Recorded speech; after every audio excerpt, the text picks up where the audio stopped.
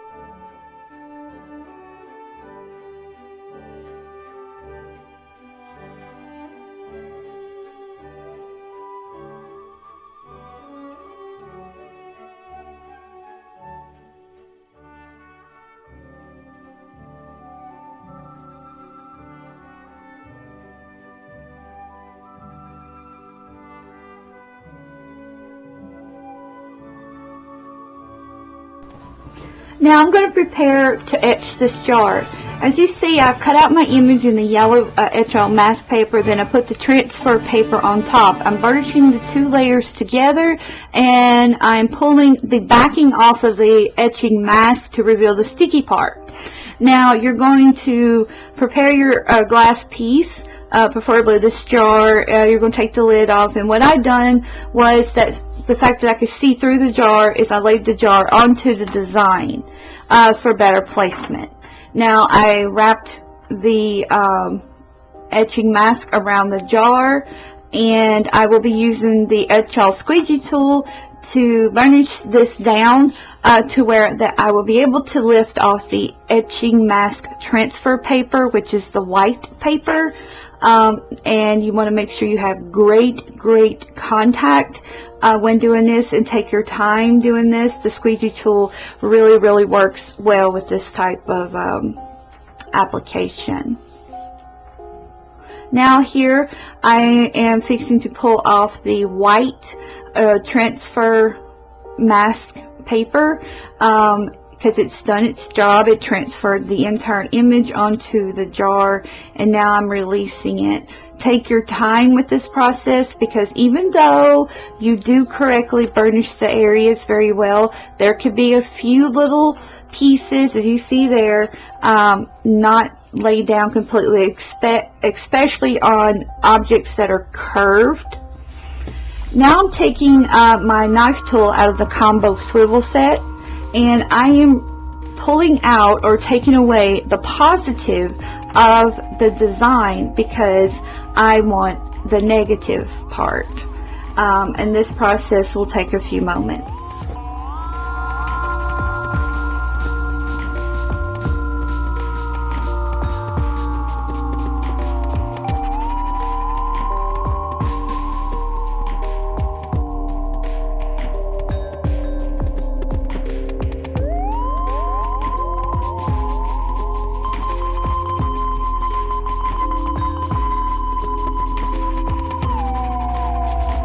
Okay, now that the design is prepared, I am cutting out a few scraps of the yellow mask to put on each side of the jar, because I want to make sure that I do not get etching cream anywhere but that design, because if you get etching cream anywhere else on the jar, it's just a messy project, and you don't want that, because Etched truly gives you amazing results. And if you do proper preparation for etching, you will have those results each and every time.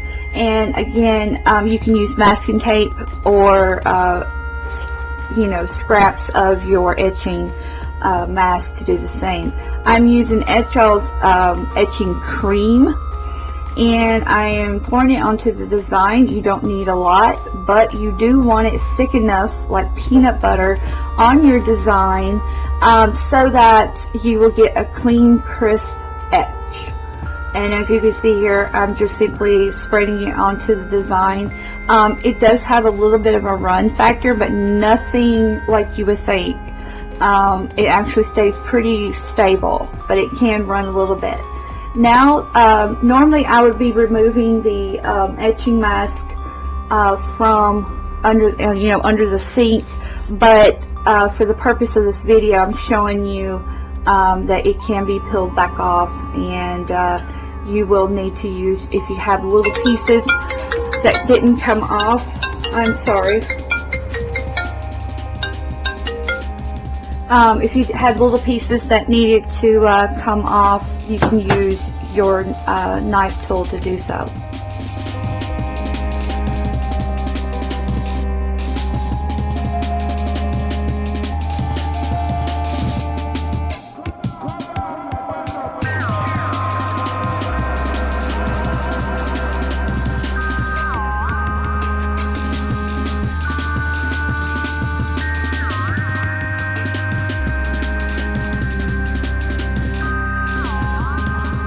Okay, sorry about the phone call, but as you see, I cleaned the jar up. It has a beautiful etch, and now I put the lid on there, tightened it down. I made a bow, slapped the bow onto the lid on the side, cleaned up the tails, and put in some sewing notions inside the jar. I added a piece of bling to the center of the bow because bling is perfect on everything. And lastly, stick-to-stick pins in there. These are corsage pins that I had, and you are done. And I want to thank you for stopping by, watching this awesome tutorial. And if you have any questions, let me know, and I'll be more than happy to answer them. Please visit www.etched.com for all your etching needs. Also, be sure to check my links below, subscribe, and share my channel. And until next Etched project, bye-bye.